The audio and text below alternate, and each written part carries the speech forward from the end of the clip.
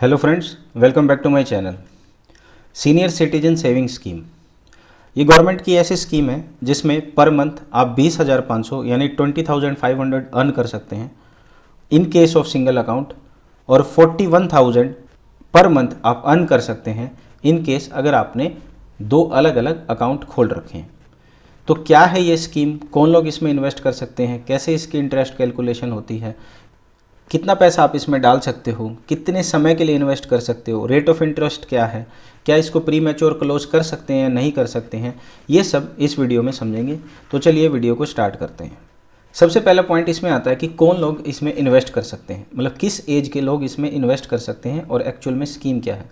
देखिए, जैसा कि इसका नाम सजेस्ट करता है, ये स्कीम सीनियर सिटीजन्स के लिए है और सीनियर सिटीजन्स जनरली ऐसी स्कीम में इन्वेस्ट करना पसंद करते हैं जिसमें रिस्क की प्रोबेबिलिटी काफ़ी कम होती है। जनरली वो लोग म्यूचुअल फंड वगैरह अवॉइड करते हैं और ऐसे लोगों के लिए स्कीम बेस्ट है। तो सबसे पहले लोग इसमें आते हैं कि जिनकी एज 60 साल से ऊपर है, यानी आपके पेरेंट्स जिनकी एज 60 ईयर एंड अबव है वो इसे खोल सकते हैं, बशर्ते वो रेजिडेंट सिटीजन हो इंडिया के।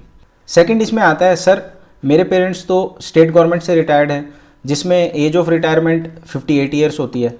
सिमिलरली सेकेंड केस इसमें आ सकता है कि भाई मेरे पेरेंट्स तो रिटायर हुए हैं 55 ईयर्स में, उन्होंने वीआरएस स्कीम ली, वॉलंटरी रिटायरमेंट स्कीम ली और वो लोग रिटायर हो गए। तो क्या वो लोग इसमें इन्वेस्ट कर सकते हैं? ऑब्वियसली, अगर 55 ईयर्स एज है यानी 55 टू 60 एज ग्रुप अगर है, वो लोग भी इसमें इन्वेस्ट कर सकते हैं। बस शर्त है कि वो लोग सुपर एनुएट हों या फिर वीआरएस लिया हो, मतलब बेसिकली उन्होंने रिटायरमेंट या तो ले ली हो या फिर कोई वहाँ पे स्टेट गवर्नमेंट परमिट करती है 50 ईयर्स में रिटायरमेंट, तो भी वो लोग कर सकते हैं। फिर इसमें थर्ड कैटेगरी ऑफ इन्वेस्टर वो लोग आते हैं जो डिफेंस पर्सनल होते हैं। सर मेरे पेरेंट्स तो डिफेंस से रिटायर्ड हैं, उनकी एज तो 50 ईयर्स ही है, तो क्या वो इसमें इन्वेस्ट कर सकते हैं? ऑब्वियसली, डिफेंस सर्विसेज में अगर कोई 50 ईयर्स एंड अबव है वो भी इसमें इन्वेस्ट कर सकता है, बशर्ते वो सिविलियन डिफेंस एम्प्लॉय ना हो। तो सर बताइए समराइज़ करके कौन कौन 3 लोग इसमें इन्वेस्ट कर सकते हैं। तो कोई भी रेजिडेंट इंडिविजुअल जो 60 ईयर्स एंड अबव है, रेजिडेंट इंडिविजुअल जिसकी एज 55 टू 60 ईयर्स है लेकिन वो पैसा सारा का सारा रिटायरमेंट बेनिफिट का होना चाहिए, और डिफेंस पर्सनल अगर वो 50 ईयर्स से ज़्यादा है। तो चलिए ठीक है, ये समझ में आ गया सर। देखिए, इस सबको हम क्वेश्चन वाइज डिस्कस करेंगे, जो जो क्वेश्चन आपके माइंड में आएंगे वो सारे क्वेश्चन हमने इसमें कवर किए हैं और उसी को उसी सीक्वेंस में हम Q&A की फॉर्म में इस वीडियो को समझेंगे ताकि आपको और ज़्यादा क्लैरिटी हो, अच्छे से समझ में आए। तो देखिए, सेकंड इसमें मान लीजिए आपके पेरेंट्स रिटायर हुए, उनकी एज 58 ईयर्स थी लेकिन उनकी अनफॉर्चुनेट डेथ हो गई और वो सारा का सारा पैसा रिटायरमेंट बेनिफिट का लीगल हेयर के पास चला गया। तो सर ऐसे केसेस में क्या लीगल हेयर इस स्कीम में इन्वेस्ट कर सकता है? नहीं, लीगल हेयर इस स्कीम में इन्वेस्ट नहीं कर सकता है। सेकंड इसमें क्वेश्चन आता है कि सर अकाउंट कितने ओपन कर सकते हैं, क्या सिंगल अकाउंट खोलना है, क्या 2 अकाउंट खोल सकते हैं, नंबर ऑफ अकाउंट कितने हैं?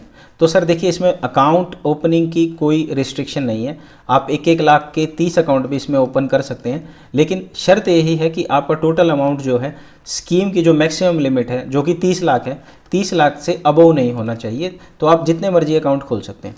सर मैं क्या अपनी वाइफ के साथ इस अकाउंट को खोल सकता हूँ जॉइंट में?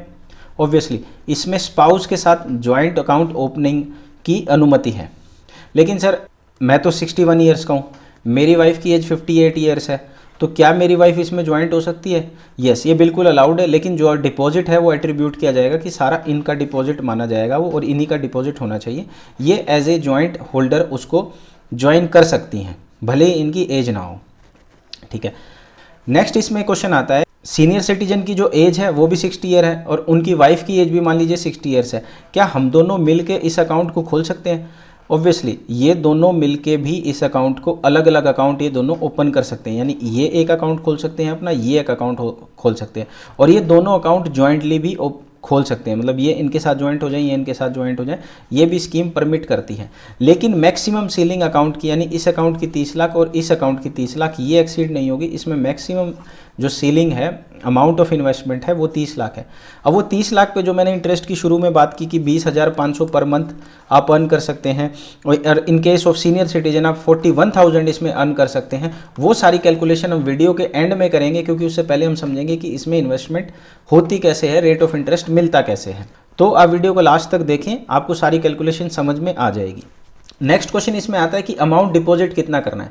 देखिए मिनिमम अकाउंट आप 1000 डिपॉजिट कर सकते हैं और मल्टीपल ऑफ 1000 आप कितना भी जमा कर सकते हैं, बशर्ते वो टोटल लिमिट एक्सीड नहीं होनी चाहिए 30 लाख। यानी इस लिमिट में मैक्सिमम एक अकाउंट में 30 लाख इन्वेस्ट हो सकता है। हस्बैंड और वाइफ मिलकर इन्वेस्ट करें और दोनों की एज 60 ईयर्स है तो वो मिला करके 60 लाख इसमें इन्वेस्ट कर सकते हैं। सेकंड सिनेरियो इसमें आता है कि सर आपने शुरू में बताया कि एक स्पेशल क्लास ऑफ इंडिविजुअल है जो रिटायर होते हैं, जो 55 ईयर्स टू 60 एज की कैटेगरी में फॉल करते हैं, उनके रिटायरमेंट बेनिफिट वो लोग इन्वेस्ट कर सकते हैं। तो उसके केस में सर मेरा तो रिटायरमेंट बेनिफिट जो है वो सिर्फ मान लीजिए 20 लाख ही है, तो क्या सर इसमें मैं अपने पास से 10 लाख मिला करके इस स्कीम में इन्वेस्ट कर सकता हूँ? नहीं, आप ऐसा नहीं कर सकते हैं। इसमें आपको मैक्सिमम आप अपने रिटायरमेंट बेनिफिट ही इसमें इन्वेस्ट कर सकते हैं। लेकिन ये जो कंडीशन है वो सिर्फ 55 टू 60 ईयर्स के लिए है, अबोव 60 ईयर्स के लिए ये कोई ऐसी कोई कंडीशन नहीं है। तो सर एक चीज़ और बताइए, रिटायरमेंट बेनिफिट में आप क्या इंक्लूड करेंगे? देखिए रिटायरमेंट बेनिफिट में आपका सब कुछ आ जाएगा। सब कुछ का मेरा मतलब है कि प्रोविडेंट फंड का कोई ड्यूज़ है, सुपर एनुएशन की कोई ग्रेचुइटी है, कॉमिटेड लीव्स होती हैं, जो एक्यूमुलेटेड लीव्स होती हैं वो आ जाएंगी, पेंशन है, कम्यूटेशन करवाते हैं पेंशन में वो भी आ जाती हैं, ग्रुप लिंक्ड कोई आपका इंश्योरेंस स्कीम है वो भी आ जाता है। तो ये सारा का सारा जो इंक्लूसिव जो होता है वो रिटायरमेंट बेनिफिट में वो सारे ही बेनिफिट ऐड ऑन होते हैं। नेक्स्ट इसमें आता है सर आपने बताया कि भाई मैं मल्टीपल अकाउंट कितने भी खोल सकता हूँ, लेकिन क्या मैं ऐसा नहीं कर सकता कि एक अकाउंट खोल लिया मैंने 5 लाख का, फिर मैंने उसमें मेरे पास 5 लाख रुपए और आ गए, मैंने 5 लाख रुपए और डालने हैं, तो मैं ऐसा नहीं कर सकता? नहीं कर सकते, आपको अलग से ही अकाउंट उसमें ओपन करना पड़ेगा। तो आपको अलग अलग अकाउंट ओपन करने हैं, लेकिन आप डिपॉजिट एक ही बार करा सकते हैं स्कीम के अंडर। ये सब तो आपने बता दिया कि कैसे कैसे इन्वेस्टमेंट करनी है, कौन कर सकता है। लेकिन सर सबसे बड़ी प्रॉब्लम क्या होती है कि ऐसे स्कीम्स में जनरली ड्यूरेशन ऑफ इन्वेस्टमेंट इतनी ज़्यादा होती है कि इतने लंबे समय तक पैसा रखना पड़ता है कि वो पैसा एक तरह से फंस जाता है। तो सर इस स्कीम का टेन्योर कितना है? तो देखिए सर इसकी ड्यूरेशन जो है स्कीम की सबसे कम ड्यूरेशन है। जितनी भी आप गवर्नमेंट स्कीम्स देखेंगे, आप पीपीएफ देखेंगे, सुकन्या समृद्धि अकाउंट देखेंगे, सारी चीज़ें जितने भी आप स्कीम्स देखेंगे उनमें जनरली टेन्योर बहुत हाई रहता है। लेकिन इसमें सिर्फ 5 साल ही है आपका कंप्लीशन का, मैच्योरिटी का। और आप चाहें तो सर क्या मैं इसको बढ़ा भी सकता हूं? तो 3 साल तक आप इसको एक्सटेंड भी कर सकते हैं। आपको एप्लीकेशन देना पड़ेगा, लेकिन शर्त ये है कि आपको मैच्योरिटी के 1 साल के अंदर अंदर वो एप्लीकेशन देनी पड़ेगी। यानी मान लीजिए 31/3/2023 को आपकी स्कीम मैच्योर हो रही थी, तो आपको इसके 1 साल के अंडर आपको बैंक में जाकर के या पोस्ट ऑफिस में जाकर के जहाँ पर भी आप ये स्कीम ऑप्ट करते हैं वहाँ पर उसको आपका एक्सटेंशन देना पड़ेगा। हमने इसमें इन्वेस्ट कर दिया तो सर रेट ऑफ इंटरेस्ट कितना मिलेगा? सबसे मेन पोर्शन जो एक किसी भी इन्वेस्टर के लिए इंपॉर्टेंट होता है वो ROI होता है। तो इस स्कीम के अंडर ROI कितना मिलता है? तो इस स्कीम के अंडर ROI सबसे पहली जो चीज़ नोट करने वाली है वो ROI डिपेंड करता है कि आपने किस दिन अकाउंट खोला। मान लिया आपने अकाउंट खोला और उस दिन रेट ऑफ इंटरेस्ट 8% है, तो स्कीम में आपको 8% ही इंटरेस्ट मिलेगा थ्रू आउट 5 ईयर्स। तो सर अभी के लिए कितना इंटरेस्ट है? देखिए ये सारे जो इंटरेस्ट रेट हैं ये नोटिफाई होते हैं मिनिस्ट्री ऑफ फाइनेंस के डिपार्टमेंट ऑफ इकोनॉमिक अफेयर्स से।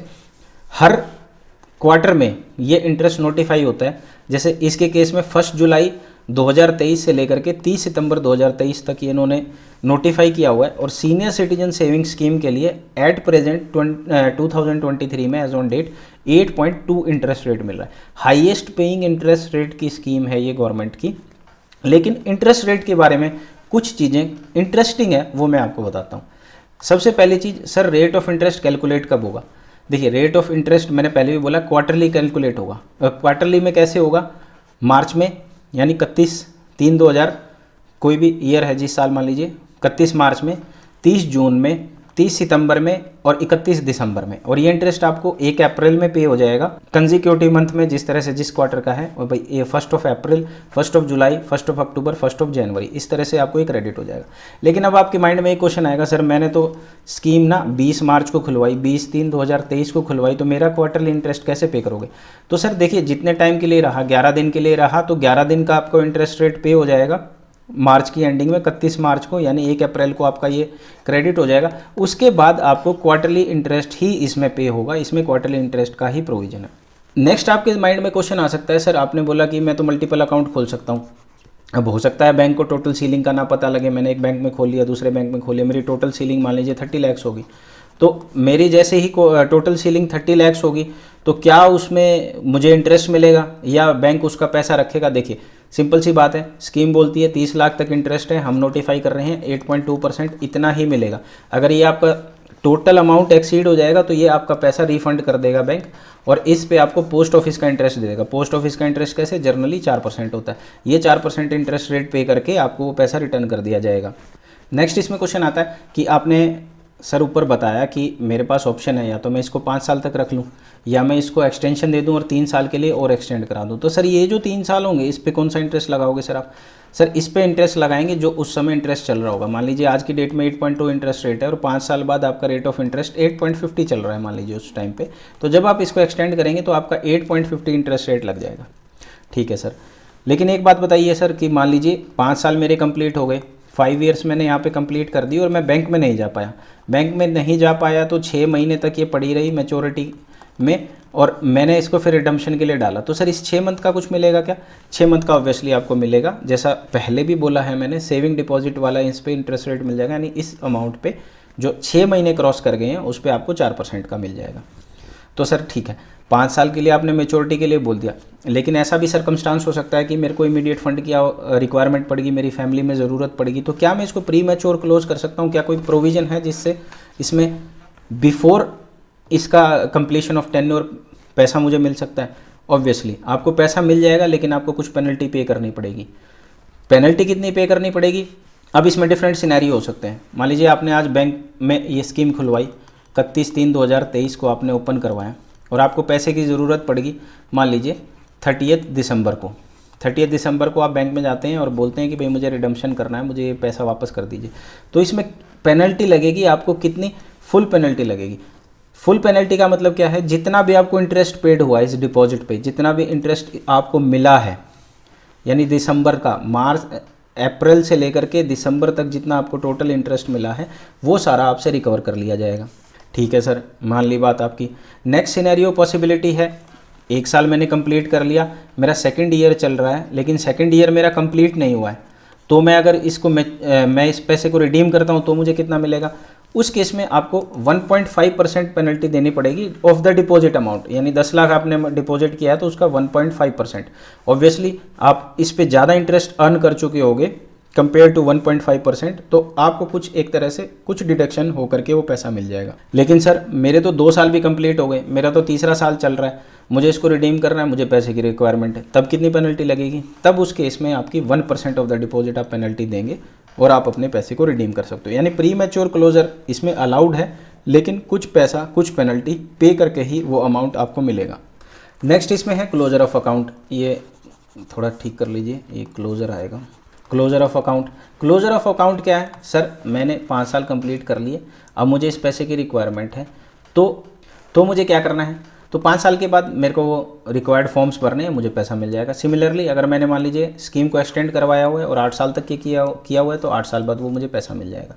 लेकिन सर एक बात बताइए, आपने बताया कि प्री मैच्योर पेमेंट की पेनल्टी लगती है, लेकिन in case of unfortunate death, एक सीनियर सिटीजन ने इसको कराया, उसकी एज 63 ईयर्स है और उसकी अनफॉर्चुनेट डेथ हो गई है, तो उसके केस में कितना पैसा मिलेगा? क्या कोई पेनल्टी लगेगी? वो बताइए।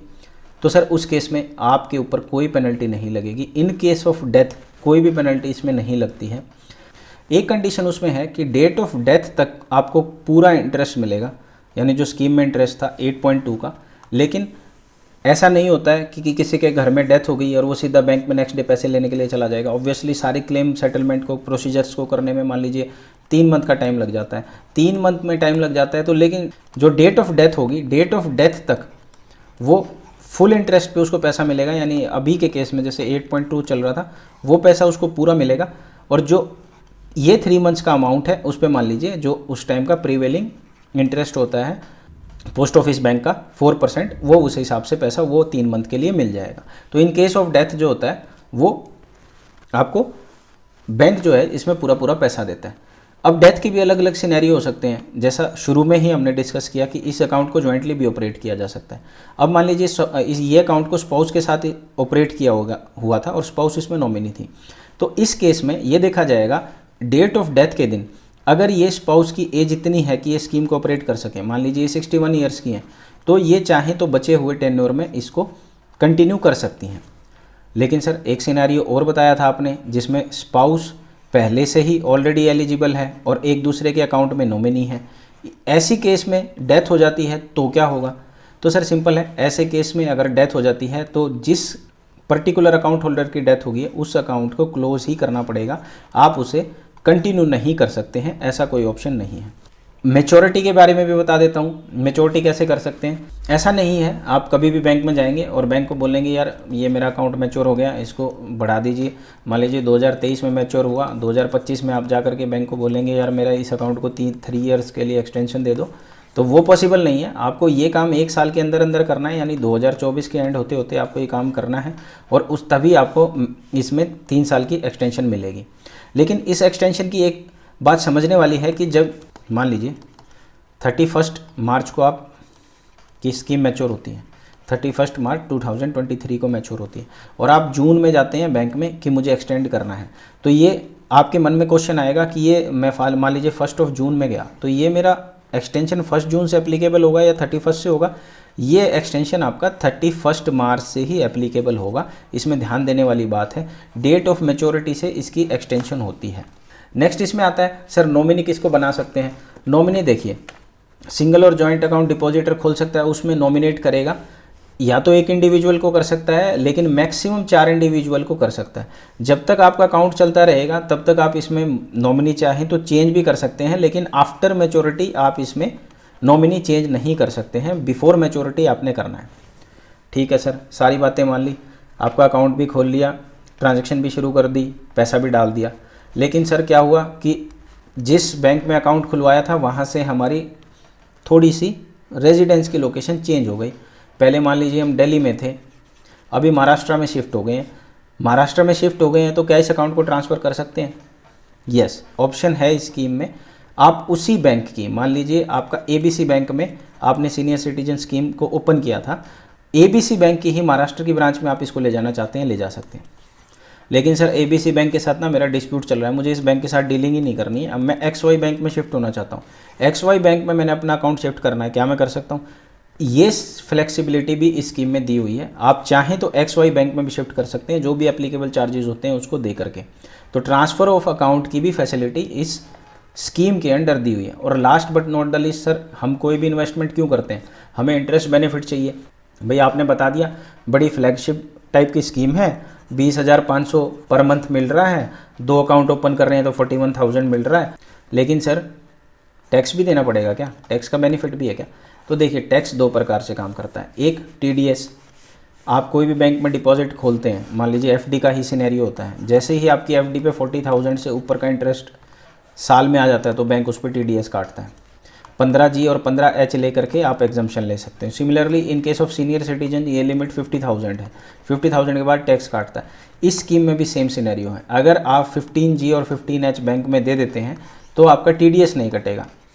ठीक है सर, TDS नहीं कटेगा, बहुत अच्छी बात है। लेकिन सर ये बताइए टैक्स कटेगा या नहीं कटेगा? टैक्स का इसमें एग्जम्पशन क्या है? टैक्स आपकी सीलिंग के हिसाब से है, जो इनकम स्लैब है, यानी 80C में आपको 1.5 लाख तक, अगर मान लीजिए इस स्कीम से आप 1.5 लाख कमाते हैं और कोई आपके पास सेविंग आपने शो नहीं की हुई है तो 1.5 लाख तक इस स्कीम में आप टैक्स बेनिफिट एंजॉय कर सकते हैं। अब मोस्ट इम्पॉर्टेंट जो चीज़ आती है, सर आपने शुरू से ही बताया कि भाई ऐसी स्कीम है, ऐसे रेट ऑफ इंटरेस्ट लगता है, इतना पैसा लगता है, लेकिन एक्चुअल में कितने अमाउंट पे कितना पैसा मिलेगा ये हमको कैलकुलेट करके बताइए। तो ये सारी कैलकुलेशन अब हम अपनी एक्सेल शीट पे से समझते हैं। तो चलिए एक्सेल शीट के ऊपर मूव करते हैं। देखिए ये है हमारी कैलकुलेशन शीट। मान लीजिए 30 लाख आप इसमें इन्वेस्ट करते हैं, 8.20 इसमें इंटरेस्ट रेट मिलता है और 32,46,000 रुपये आपका 1 साल के एंड में टोटल आ जाता है। तो इसमें जो अमाउंट आपको मिलता है पूरे साल में वो मिलता है 2,46,000। अब शुरू में जैसे हमने समझा कि ये पर क्वार्टर में डिवाइडेड होता है, तो पर क्वार्टर के हिसाब से आपको 61,500 मिलते हैं, और मैं अगर इसको पर क्वार्टर को पर मंथ में कन्वर्ट कर दूं तो आपको 20,500 इसमें मिलते हैं। इन्वेस्टमेंट अगर आपकी 30 लाख होती है। एक बात जो हमने पीछे कवर नहीं की और समझने वाली है, अब आप बोलेंगे सर मैं मान लीजिए इस इंटरेस्ट को कलेक्ट नहीं करता हूँ, मैं बैंक में गया 20,500 मेरे ड्यू हो गए पर मंथ, और एज पर स्कीम आपने बोला कि इंटरेस्ट रेट क्वार्टरली पे होता है, यानी 61,500 मेरे कलेक्ट हो गए हैं बैंक से, लेकिन मैं क्या करता हूँ, इस अकाउंट को, इस पैसे को अपने अकाउंट में नहीं लेता हूँ, तो मेरा नेक्स्ट टाइम पे जो इंटरेस्ट है वो 30 लाख प्लस 61,500 पे लगेगा क्या? नहीं, इस स्कीम में आपको ये पैसा अपने अकाउंट में लेना पड़ेगा 3 महीने के बाद। अगर आप ऐसा नहीं भी करते हैं तो इस पे इंटरेस्ट ऑन इंटरेस्ट की फैसिलिटी नहीं है, ये फ्लैट आपके बेस अमाउंट पे इंटरेस्ट लगाती है। ध्यान देने वाली बात, ये सबसे ज़्यादा ज़रूरी समझने वाली बात है। ठीक है सर, किसी और पर्टिकुलर इन्वेस्टमेंट में कितना पैसा मिलेगा हमको, तो हम ये भी आपको अपनी कैलकुलेशन शीट में दिखा देते हैं। मान लीजिए आपने बैंक में 10 लाख इन्वेस्ट किए, तो 10 लाख अगर आप इन्वेस्ट करते हैं तो पर मंथ आपको 6,833 रुपये मिलते हैं। और स्कीम गाइडलाइन के हिसाब से 50 पैसे या उससे ज़्यादा का इंटरेस्ट होता है तो वो कन्वर्ट 1 रुपये में हो जाता है, और 50 पैसे से कम होता है यानी 0.33 अपने केस में है, तो इस केस में 6,833 आपको मिल जाएगा। सर सिमिलरली मैं अगर इसमें मान लीजिए 5 लाख ही इन्वेस्ट करता हूँ तो मेरे को कितना मिलेगा, तो देखिए 5 लाख अगर आप इन्वेस्ट करते हैं तो 3,400 आपको पर मंथ मिलेगा। लेकिन सर शुरू में तो आप कह रहे थे कि 41,000 तक हम अर्न कर सकते हैं। देखिए 41,000 तक आपको अर्न करने के लिए आपकी स्पाउस और आपकी मिला करके दोनों की इन्वेस्टमेंट वैल्यू 30 लाख होएगी। जब आप दोनों ही स्कीम के लिए एलिजिबल हैं और दोनों मिलकर इन्वेस्ट करते हैं तो आपको पर मंथ 20,500 मिलते हैं, जिसकी वैल्यू आपकी 41,000 निकल करके आती है। मैच्योरिटी पे कितना पैसा मिलेगा, देखिए 2 मैच्योरिटी मैंने आपको बताई थी। एक मैच्योरिटी 5 साल के बाद, मतलब सब कुछ जोड़ लेते हैं हम और इंटरेस्ट भी क्लेम नहीं करते, तो in case interest on interest तो मिलेगा नहीं, तो इंटरेस्ट कलेक्ट ना करने का भी कोई बेनिफिट है नहीं। तो उस केस में कितना, उस सिनेरियो में कितना मिलेगा, 42,30,000 आपको मिलेगा। यानी दोनों का मिला करके अगर आप देखेंगे तो 84,60,000 इसमें आप अर्न कर सकते हैं at the investment of 30 lakh.